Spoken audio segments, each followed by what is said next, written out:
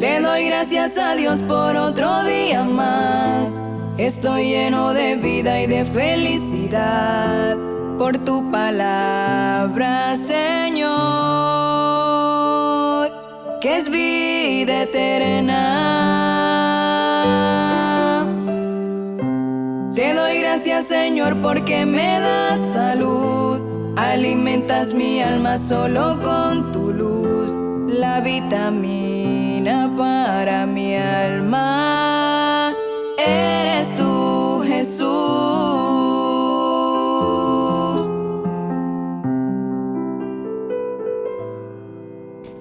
Santa Marta, por su solicitud y actividad en el servicio de Jesucristo nuestro Señor, es invocada como protectora especial de cosas urgentes y difíciles.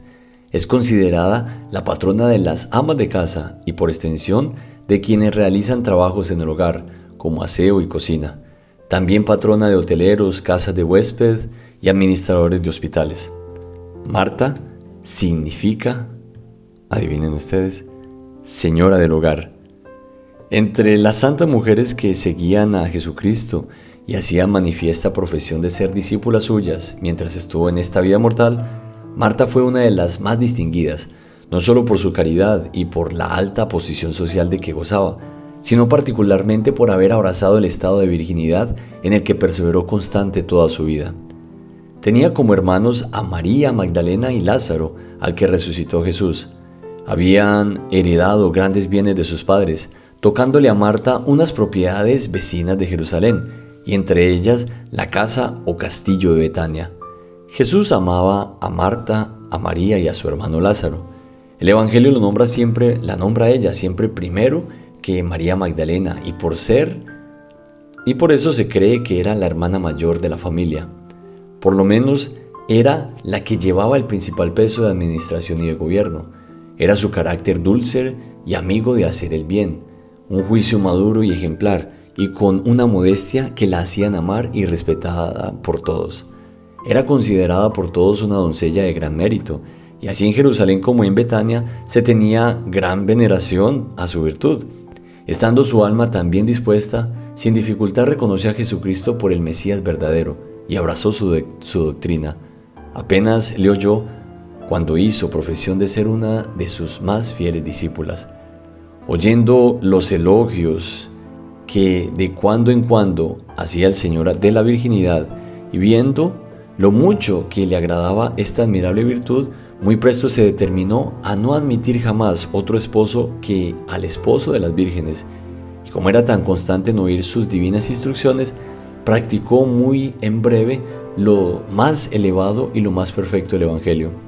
Se dedicó pues a la soledad y al retiro, enunciando a las vanidades del mundo, y como su hermano Lázaro era ya uno de los discípulos del Salvador, y la conversión de su hermana Magdalena había sido de tanta edificación a todos, el castillo de Betania se convirtió, por decirlo así, como en un pequeño monasterio. Allí se ocupaba el tiempo en la oración, en el estudio, en la labor y en las obras de caridad, por lo cual la casa de Betania era el hospedaje del Salvador en sus viajes apostólicos. En cierta ocasión, llegando Jesús a Betania, volviendo de sus tareas evangélicas, tuvo Marta la noticia de su venida, y saliéndole al camino le suplicó con instancias que se dignase no admitir otro hospedaje que el de su casa. Nuestro Salvador aceptó la invitación, pues conocía la virtud de aquellas dos fervorosas discípulas. No es fácil explicar el gozo de toda aquella afortunada familia. Marta, que gobernaba la casa, tomó a su cargo la disposición de todo, y con sus mismas manos quiso preparar y guisar la comida a su amado Jesucristo, Maestro. El soberano huésped no dejó de reconocer la gran caridad y el fervoroso amor de las dos hermanas, recompensándola generosamente con su conversación y con las abundantes gracias que derramó en el corazón de aquellas dos santas mujeres. Nos narra San Juan en el capítulo 11 de su Evangelio que cierto día Lázaro se enfermó. De ahí nosotros ya vamos poco a poco conociendo esa historia de cómo Jesucristo ya llega cuando Lázaro había muerto, ese diálogo tan importante que tiene Marta con Jesús diciéndole: Señor, si hubieses estado aquí, mi hermano hubiese resucitado. Y comienzan a hablar del tema de la resurrección y Jesucristo le dice: oye, pero tu hermano va a resucitar. Marta como que no entendía el mensaje. Es ahí cuando vemos que Jesucristo dice: enroden la piedra del sepulcro. Y Marta dice: no, Señor, porque ya lleva 4 días y ya huele. y Jesucristo, digamos, le llama la atención y dice, pero no te he dicho que si crees verás la gloria de Dios, tu hermano resucitará. Y vemos cómo lo resucitó. Otra gran impresión para Marta. Después, más adelante, vamos a ver a Jesucristo que al ser crucificado y dispersarse sus discípulos, Marta, junto a sus hermanos y un grupo de fieles, se embarcaron rumbo a lo desconocido y, amparados y conducidos por la mano de Dios, arribaron a las costas de Marsella, en Francia, donde desembarcaron y luego se trasladaron a Ais, convirtiéndose mediante la predicación a los pobladores de la región los iba convirtiendo. Cuenta la tradición, eso se dice, cuenta la tradición hagiográfica que en el bosque, situado entre Arles y Aviñón, había por aquel tiempo un inmenso animal que creyeron ser un dragón. Esta fiera a veces salía del bosque, se sumergía en el río, volcaba las embarcaciones y mataba cuantos navegaban en ella. Marta atendió los ruegos de la gente de la comarca y, dispuesta a la libertad definitivamente de ese peligro, se fue al bosque a buscar a la fiera. La halló devorándose a un campesino. Marta se acercó sin temor, la roció con agua bendita y le mostró una cruz. La bestia, al ver la cruz y sentir el contacto con el agua bendita, se intimidó y quedó como paralizada. Marta se acercó sin miedo. Profundamente ella la amarró por el cuello con el cordón de su túnica, la sacó, imagínense ustedes, la sacó a un claro y allí los hombres de la comarca le dieron muerte. Desde entonces el lugar comenzó a llamarse Tarascón, que era el nombre del dragón. Una vez que terminó con la fiera, imagínense ustedes a qué mujer, vemos que Marta decide dedicarse al ayuno y la oración en aquel bosque. Pronto se le unieron varias mujeres. Edificó entonces un templo dedicado a la Virgen María y un convento anexo en el que todas ellas organizaron su vida en comunidad a base de penitencia y oración. En una oportunidad que Marta se hallaba predicando en Aviñón, ocurrió que se encontraban a la orilla de un río. En la orilla opuesta había un joven que desde su lugar no escuchaba bien la prédica.